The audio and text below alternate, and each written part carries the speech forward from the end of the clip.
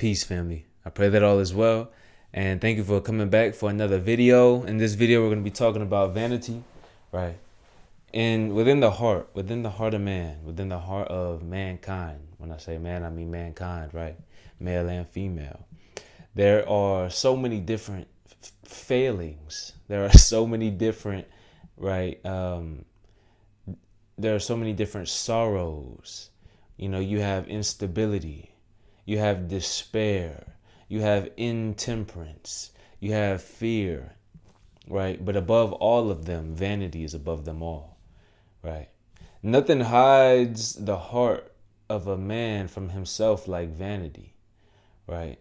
So, the thing about vanity is when you can't see yourself for who you truly are, when you really can't see yourself, others can see you most plainly. Others can see that you're being vain, right? And vanity is just one of those things that is very important to always be checking yourself on. Continue to keep reflecting on yourself. Continue to keep reflecting on your actions. Continue to be in the present moment, and looking at the things that you're doing, asking yourself, is this reasonable or is this vanity? Is this a reasonable assumption, or am I being vain in some sense? And with vanity being above them all, I see that anytime we feel any kind of sorrow, anytime we feel any kind of fear, anytime we feel any kind of inconstancy, anytime we feel any kind of despair, anytime we feel any kind of misery, that there's one question that we can ask ourselves, and that is, how am I being vain in this moment? Where is my vanity? What am I doing that's vain? Because in some form of fashion, you're expressing your vanity in some form of fashion. And for that reason, it leads you into feeling these kind of sorrows, right? It blinds you from yourself, right? So then you start feeling outside of yourself and you don't know how, right? Then you start feeling like you're changing and you don't know why, right? And vanity is just, it's real sneaky, it's real slimy. It'll creep up on you. It really will. And you won't know what's happening. And you'll think that you're in the right mind. And you try to convince yourself like you're not in the wrong, right?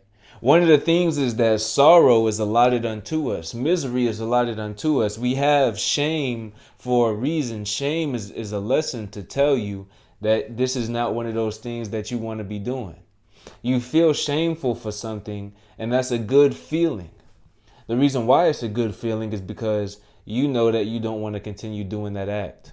If you do something and you feel shameful, the shame makes you, it really tells you deep down, I really truly do not want to do this. I know that this is not a good thing for me to be doing. So shame and sorrow, it comes down on you in that regard. Deep down, I really know I shouldn't be doing this anymore, right? Or I shouldn't be doing this in the first place. I know better.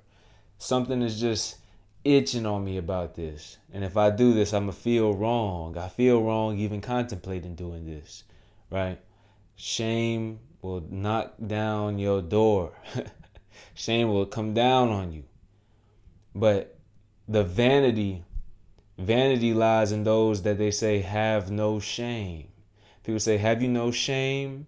That is all what vanity does. Vanity it talks you out of your shame. It makes you say, oh no, I'm not in the wrong. Oh, I'm not the one that's doing wrong right now. Oh, I'm doing just fine. Oh, it's not that bad. Vanity will talk you out of your shame. I'm doing just fine. It's not that bad. I don't need to worry about it. It's not that bad.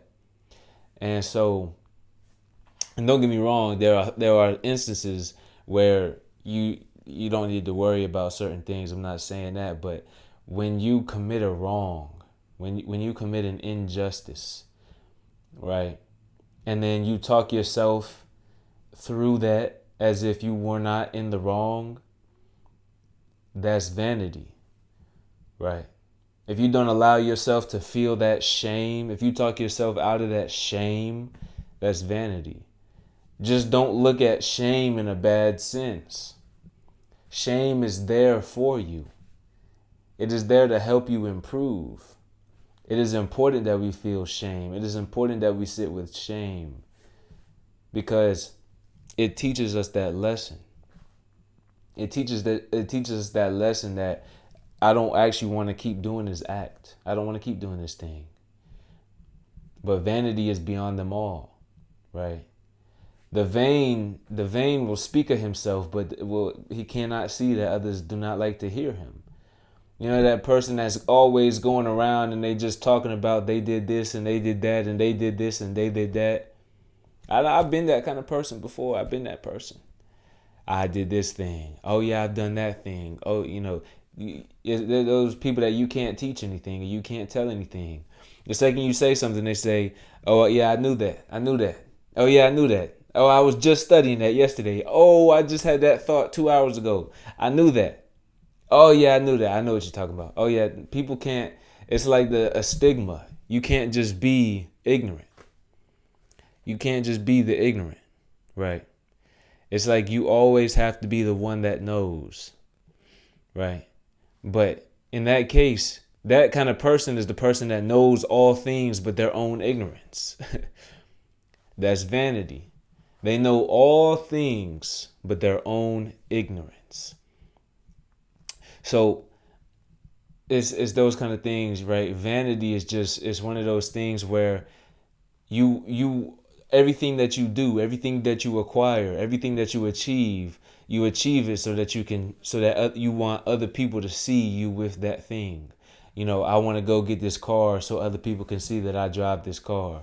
I want to wear these clothes so other people can see that I wear these clothes. I want to get this achievement so other people can see that I've won this achievement.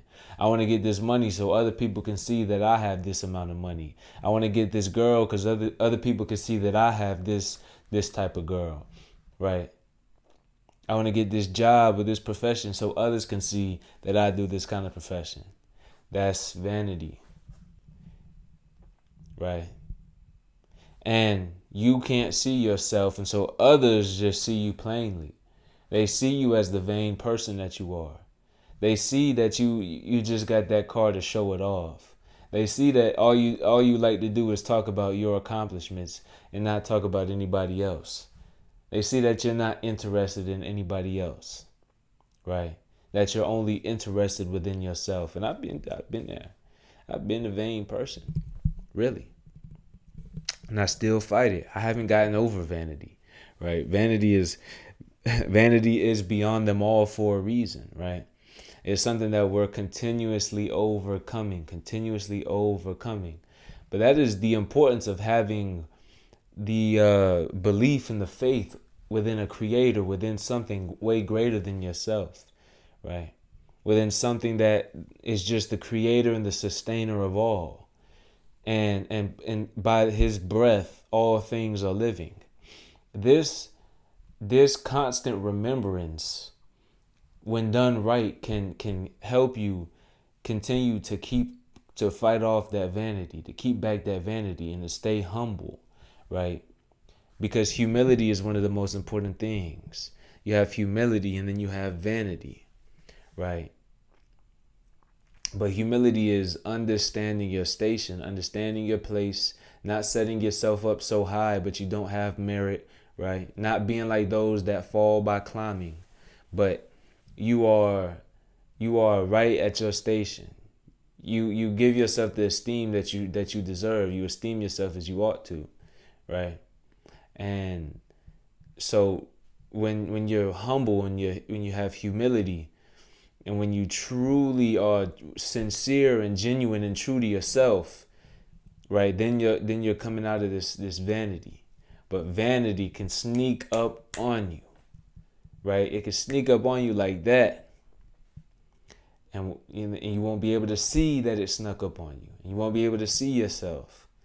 And this is why we are always within the constant state of remembrance and within the constant state of reflection, right? Because reflection is the business of man, right? A sense of his state is his first duty. So you having a sense or understanding or a grasp of your state, your current state, your present state, your current station. And that's your first duty. And you reflect on that and you think about that, right? And so that is your first duty. Reflection is the business of man, right? And so all of these things will help combat that vanity, will help fight off that vanity. But that's one of the biggest things, really. One of the biggest things is constant remembrance of the Almighty, constant remembrance of the Creator, right?